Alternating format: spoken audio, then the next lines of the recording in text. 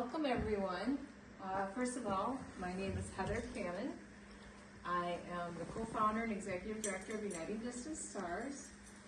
And you're probably thinking, well, is she doing something in Liberia? I visited Liberia the first time in 1998. I was there for about a couple weeks. I returned in 2005 in the summer. And I lived there for a couple of years. My first year was from 2007 to 2008, and my next year was 2009 to 10. I did go back in 2011, and that's where I got to stay at the BWI guest house. I was with the Liberian Ministers Association in Minnesota. And then 2013 is when we started this organization, and I co-founded with someone on the ground. His name is Tambah. I have traveled to almost half the counties. I've been as far east as Riversest, and I've been up to Lofa. So I kind of know my way around. And I fell in love with the country. I had to learn a lot about Liberia. I can say I grew up in a small town in southeast Minnesota, and I didn't really learn much about Liberia at that time. I was working at the casino. Mystic Lake is when I found out about Liberia, because some Liberians started working there. So I want to thank Bronco for hosting this fundraiser today. I have Sia as my name, so we are brothers and sisters. And so we've known each other now, what, 12 years?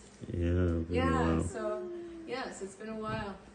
So we are an organization that's focused on education. We've always had an academic and vocational arm, and we have grown organically. We're very much engaged with listening to the youth and the community. So since we've been founded, I've been able to come back twice now, 22 and 24. And last year I got to interview some of our graduates, and it was a lot of fun. So Elijah Cody graduated from our program in 2019 in catering. We also did a permaculture thing at that time. Another organization from Sierra Leone came over. He has started his own fast food place near the UL campus.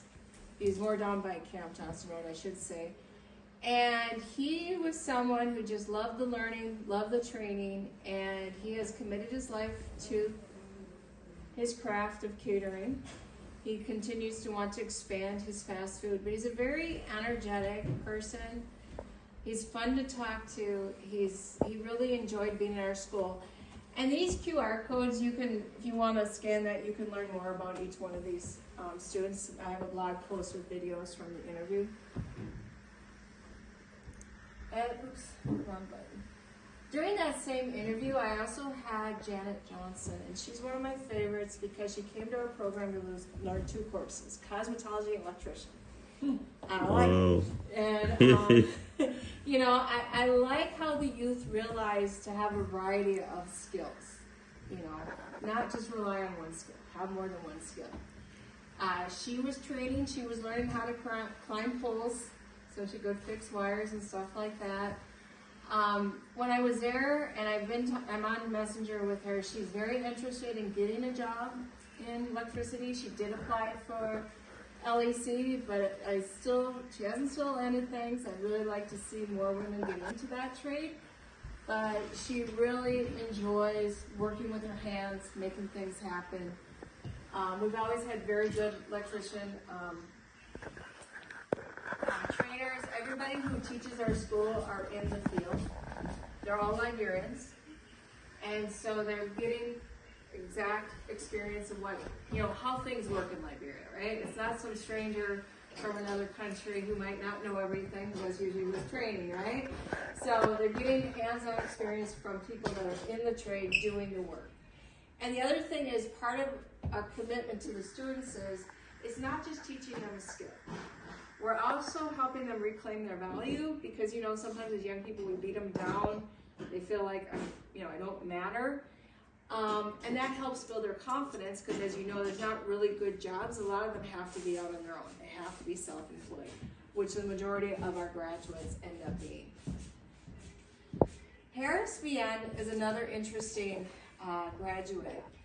So he graduated in 2019, and in 2020 I get a message from him on Messenger, and he goes, I haven't gone 1 week though. He ended up funding his way through college, and in 2024 he graduated with a degree in biology and chemistry, and he now wants to pursue a master's in public health. And he was someone who graduated from high school not knowing what he wanted to do. And he knew that if he just sat at home, he knows the next year more high school students would be sitting at home. So he wanted to have a purpose. So having a skill, you might not know the direction in life, but it can give you a direction. So going from like not knowing anything and now wanting to get into public health, it was pretty cool. And he was a lot of fun to talk to. And he's all self-employed. He understands relationship marketing because he's built it up through doing his work, and then he gets referrals based on how well he's done. And he's just a natural at that. He was a lot of fun to talk to. Then we have Odell. Odell is one of those students that graduated in 2023, but then she came back this year to learn computers. She is a visionary person. She knows what she wants to do. When I talked to her, she's also going to the university to get her business management degree, I think it was. She already has her business name done, her business plan done. She's got a Facebook page to act as her website, but she wants to make sure everything is in place. She wants to come back to learn computers, and then she's going to launch her business. And she wants to do it right. She's not one of those people that wants to do it haphazardly. She wants to have all the foundation done. She is running like a fast food place from her house, but she takes orders because she can't be open all the time, so that's how she runs it. But she's a lot, she just inspired me a lot. And then we have Elijah Soma. He graduated from our catering course, and he wanted to fulfill the legacy of his mom. His mom was a caterer. And he has worked with various restaurants. He was at, I can't remember the one that was up at Mama Point, it's the hotel. Then he got a job at the U.S. Embassy in the cook, and his goal is to be an executive chef at one of the, probably the bigger hotels like Royal Hotel or Boulevard, that type of stuff. So, and he's one that took advantage of our academic school. Let me just stop a minute and talk a little bit about that. While we were running our vocational school in 2018, the community came out and said, "Hey, wait a minute. We love what you're doing, but we know you're not using that space all day." And all the other schools are pricing this up. They keep, raising their tuition. So this was a community initiative. So everything was negotiated with the community and our team to determine what the tuition would be, how we could help reduce it. And so Elijah was one that put all 5 of his kids in school, and 2 of them will be a senior this year. And it has really worked out because we're not a school where, sometimes you hear like, oh, people are bribing for grades and all that type of stuff. That's not how we operate. Like after every period we have a PTA, that's when the report cards go out. That's when they get the test papers. So the parents or guardians, whoever come in, so that way if someone is struggling, we can make sure that the parents are aware of it, and we can make sure that they come out and are able to do something. The other thing we've added in the last 2 years is our junior and senior high students are learning a trade. A lot of the young people that are with us don't have family members, and a lot of them have been paying their own way to go to academic school. So we've started a scholarship so they could also learn a trade. Because, as you know, a lot of young people don't have that support. So that's a little bit about Elijah, but I just love, I know he's gonna make executive chef because he's very methodical and determined on what he's gonna do.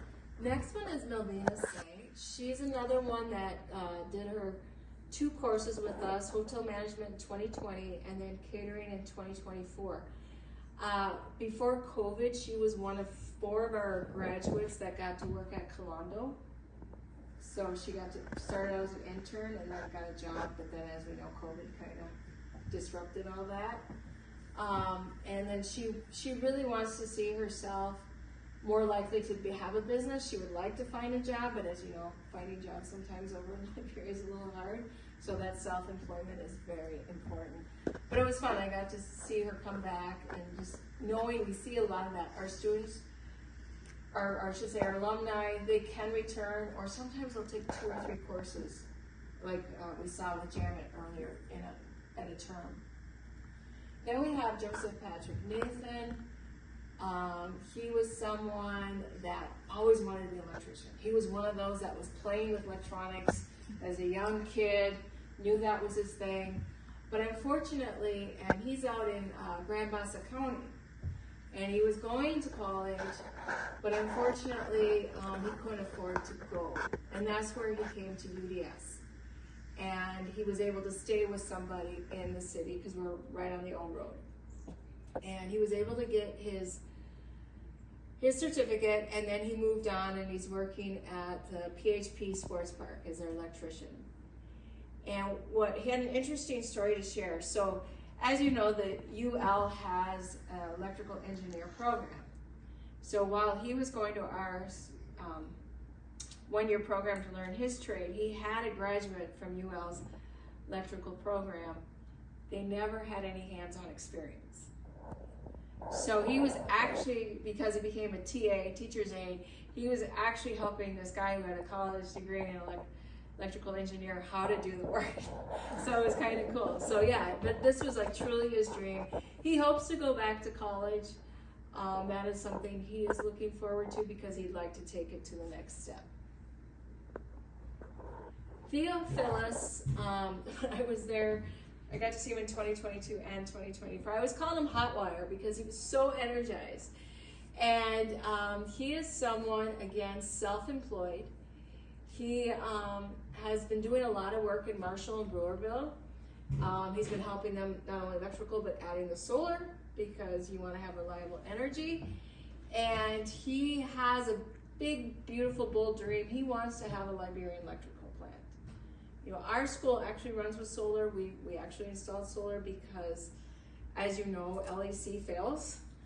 And you can go a long time without electricity. And when I lived there my first year, I ran a guest house, and generators, they're a pain in the butt. They are a pain in the butt. I had to learn like which generator, how much fuel do they burn per hour, because you had to track all that. You know, people are gonna try to steal electricity or steal your fuel.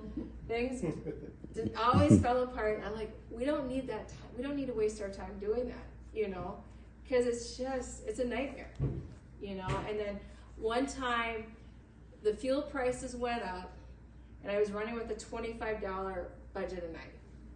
So I had to go from a 45 kVA, so I run that from like about 6 to midnight, and I'd have to tell, and these are people coming from the US, and I had to tell them, your room's gonna be cool, but I have to switch it off because I have to drop it down to a 12K, so that way you'll still have running water, lights, you can charge your stuff, you know, but that's what I had to say, because as you know, it's, you know, that happens, fuel fluctuation, it's a nightmare.